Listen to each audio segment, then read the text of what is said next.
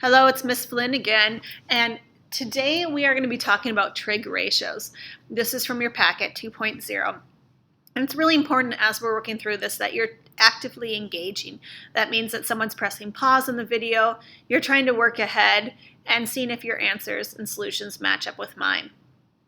So we worked quite extensively and discovered some of the trig ratios earlier before our unit retake, and we discovered that in our calculator, the sine, cosine, and tangent ratios are already programmed in there.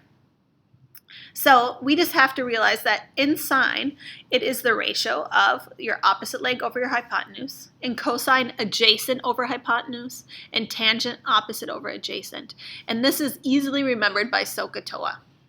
So let's take a moment right now and let's write out some of our trig ratios for this triangle here. So this is a good time to press pause, try it on your own. All right, so now you're back. So the sine of B is opposite over hypotenuse.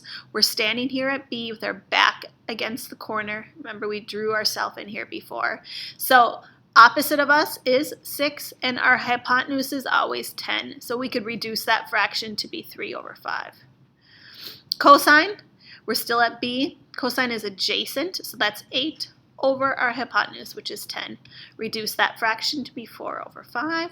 And the last one, tangent, now still standing at this corner, opposite and adjacent. So 6 over 8, which is, divide by 2, 3 over 4. All right, let's apply some of this now.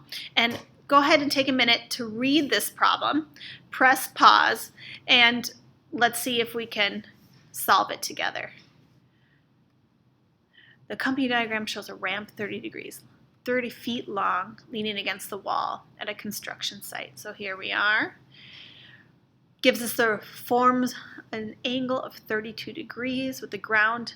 How high above the ground is the top of the ramp? So we're looking for this. So let's label our diagram. Now, if we're standing at 32, to describe this leg here, this would be our opposite leg. And describe this length here, that would be our hypotenuse. And on SOHCAHTOA, the ratio that has opposite and hypotenuse is our sine ratio. So we have the sine of 32 is equal to our opposite, which is x over 30. Now, to get x by itself, we want to use inverse operations. So to isolate, we want to multiply both sides by 30. Please make sure that your calculator is in degree mode.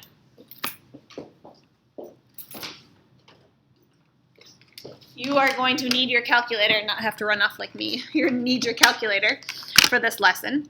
So make sure you're in degree mode, and then 30 times the sine of 32. You should come up with approximately 15 point nearest tenth, so 9, and we're at feet. Moving on to the next one here. To find to the nearest tenth of a foot the height of the tree represented by the accompanied diagram. So I'm going to go ahead and make this just a little bit smaller, I think.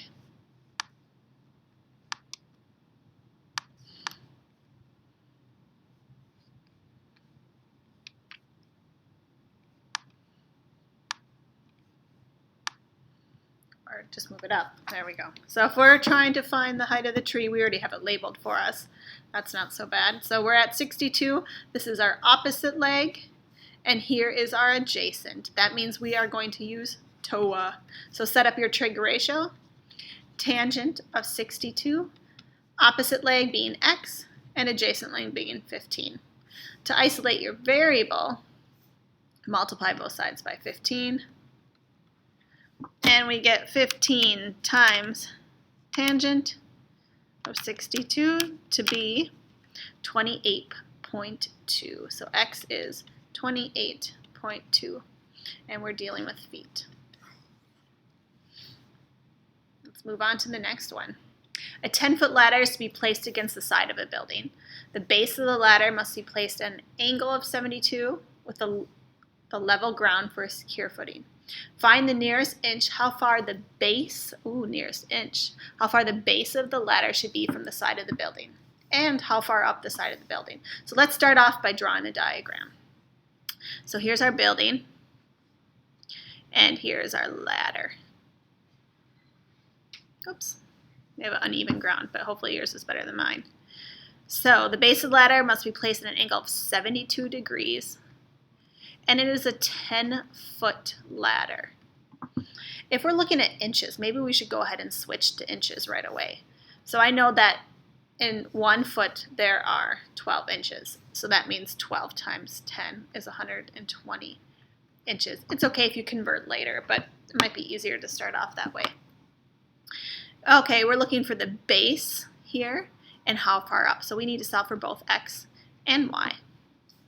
So if we're looking at, I'll start with x.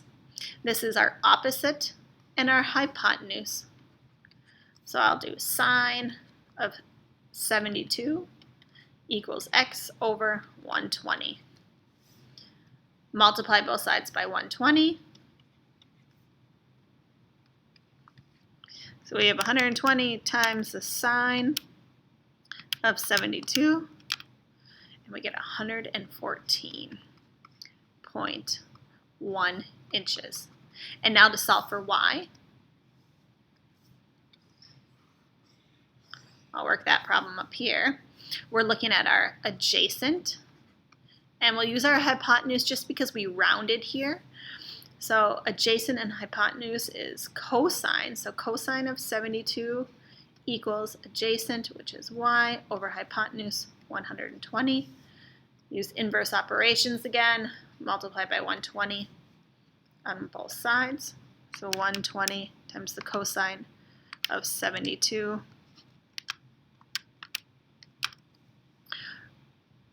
Here we have 37.1 inches.